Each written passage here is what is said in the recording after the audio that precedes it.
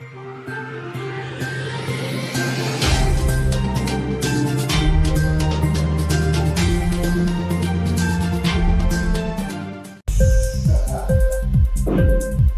TV prime time news కి స్వాగతం.